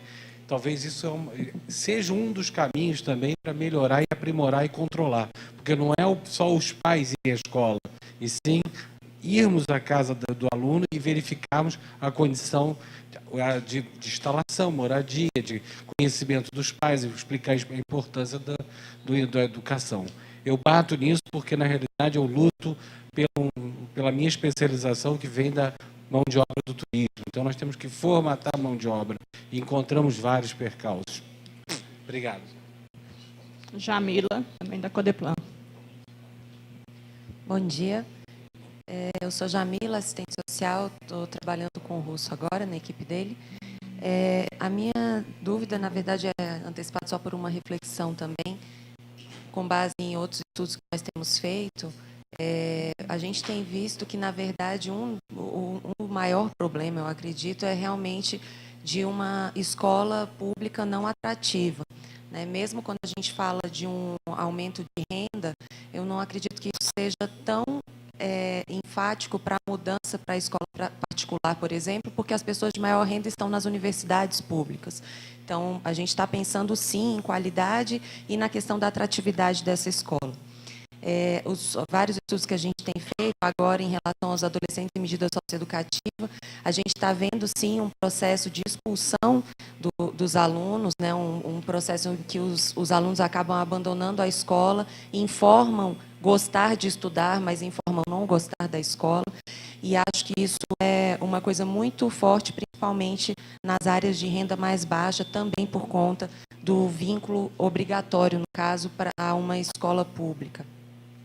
Com base nisso, e pensando nessa possibilidade de a gente pensar em escolas mais atrativas, eu queria saber se existem previsões, algum tipo de reflexão dentro da secretaria, no sentido de contratação de profissionais que não são tipicamente da área de educação. A gente está de se pensar em contratação de profissionais de áreas que influenciam na educação, como o Cláudio tinha comentado, o serviço social, a própria psicologia e outros profissionais das artes, enfim, que não sejam obrigatoriamente professores.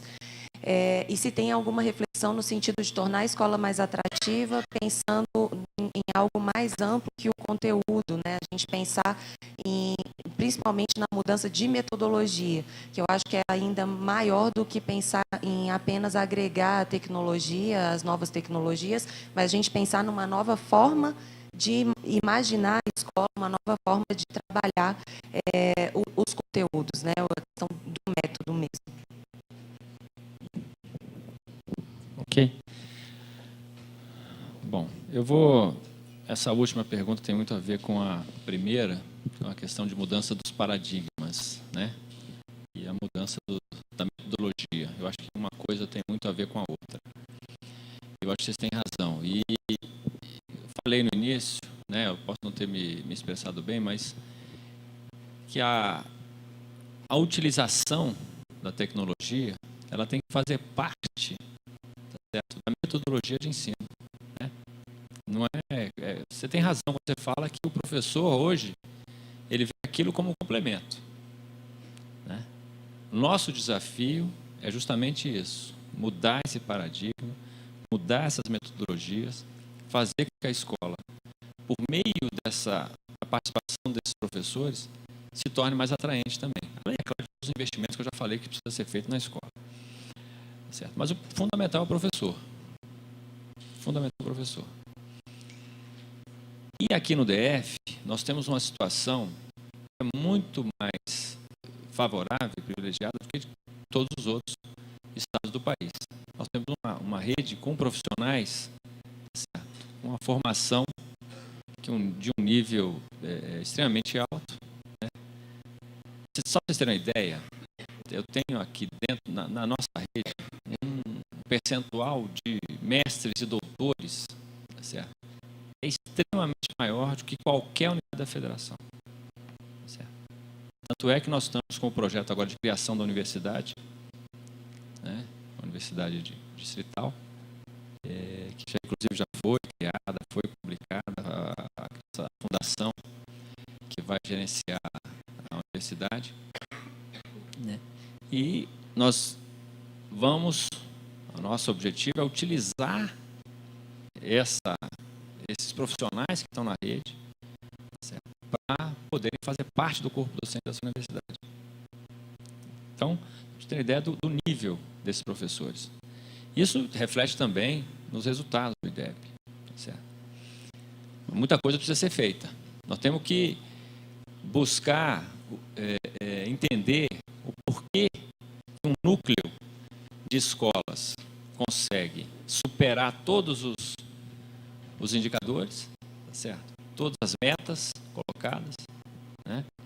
Já algumas alcançando a meta lá de 2022, né? E outras que estão muito aquém, tá certo? E às vezes na mesma cidade, né? Então, nosso desafio é tentar entender o porquê disso. É claro que isso tem a ver com o corpo docente ali, tem a ver com a direção da escola, na maioria das vezes, tá certo? Mas o nosso desafio é utilizar essa experiência desse núcleo, tá certo? E disseminar isso para toda a rede. Certo? Com relação à questão do entorno, né, você tem razão quando fala que isso tem que ser uma preocupação nossa. E porque são duas áreas que sofrem uma pressão direta, tá certo? Na nossa região metropolitana. É educação e saúde. Tá certo? E nenhuma ação, tanto na educação ou na saúde, pode ser feita sem levar em conta essa demanda. Tá certo? Então, por que nós escolhemos as escolas parque, né? Uma lá em Santa Maria, outra lá em Planaltina e outra lá em Brasilândia. Certo? Foi pensando um pouco nisso também. E sabemos da necessidade de ter mais escolas nessas cidades para atender essa demanda. Outra pergunta sobre a questão dos terrenos, Secretaria de Educação, eu queria só colocar aqui uma questão. Primeiro, no plano piloto, né, nós temos muitas escolas com ausência de demanda. Certo? Muitas escolas no plano piloto com turmas pequenas, tá certo? Com espaços ociosos, né? Então, não vale a pena fazer um investimento, né, de construção de mais equipamentos aqui dentro do plano piloto, tá, para utilizar esses terrenos. O meu sentimento, né, ainda não conversei com o governador sobre isso, mas uma proposta que eu quero apresentar, né, que não foi aprovada ainda, mas que eu posso até antecipar aqui para vocês, é de utilizar esses terrenos, tá certo, como um valor de troca para construção de novas escolas, onde mais precisam de escola, tá certo? Não sei qual é a metodologia que se poderia utilizar, uma PPP, a troca do terreno por metro construído, aonde mais se necessite, tá certo? Eu acho que a rede ganha muito mais com isso do que com a construção de equipamentos aqui que não vão ser utilizados, certo? Alguém falou da frequência, foi o REC, né? Quem falou da frequência? O REC falou da frequência. Coincidentemente, anteontem, eu estive com a ministra Tereza Campelo conversando sobre as ações, né, que tem interface, né, do desenvolvimento social com a educação. E uma informação que ela me deu me preocupou, tá certo? Foi a de que a apuração da frequência dos alunos do Bolsa Família no Distrito Federal está mais baixa do que algumas unidades da federação. Certo? Então, essa foi a primeira coisa. Com base nessa informação, né, na conversa com ela também, houve uma sugestão que surgiu dela de que o Distrito Federal pudesse ser pioneiro na utilização do sistema. Existe um sistema informatizado do Ministério do Desenvolvimento Social que chama Presença, que faz onde todas as unidades têm que fazer a alimentação da frequência dos alunos do Bolsa Família. Ela sugeriu que nós usássemos esse mesmo sistema que já está funcionando, Presença, para fazermos o acompanhamento da frequência de todos os alunos da rede. Certo? Então, eu acho que isso pode ser um salto de qualidade muito grande aqui nessa questão do acompanhamento dessa frequência, porque pode nos dar a medida exata, né, de alguns motivos para termos em algumas escolas alguns resultados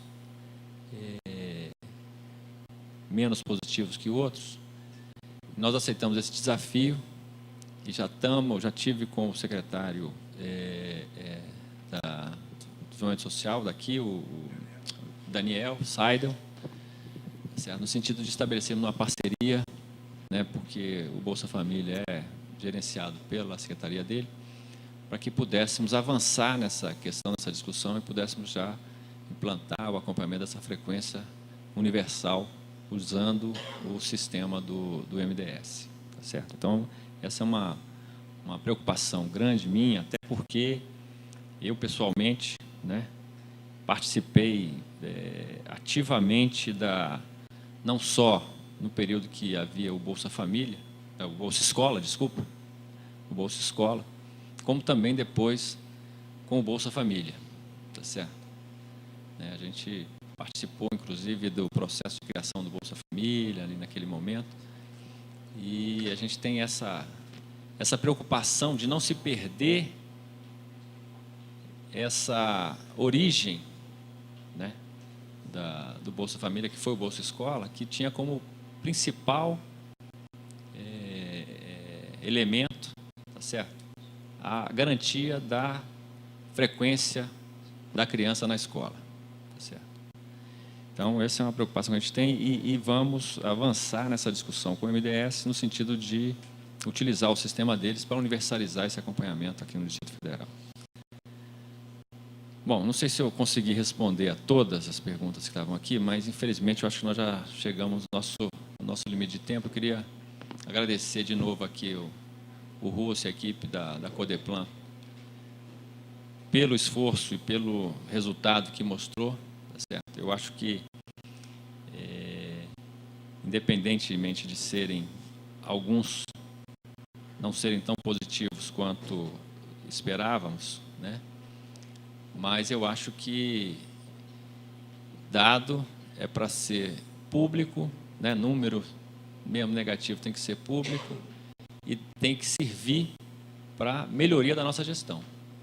Certo? Só tendo acesso a esse tipo de informação que vai permitir as nossas mudanças de rumo em algumas ações nossas. Tá certo? Queria agradecer de novo aqui a equipe da Codeplan, a oportunidade de estar aqui discutindo essas questões com vocês e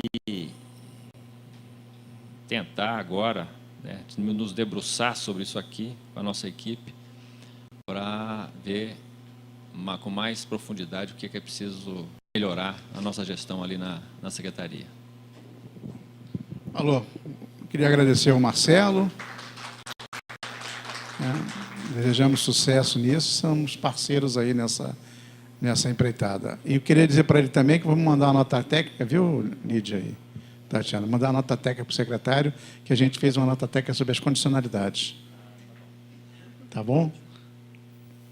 Um brinde para você. Tá bom, agradecer à imprensa e a todos os servidores aqui presentes, principalmente passando a palavra para Nilva.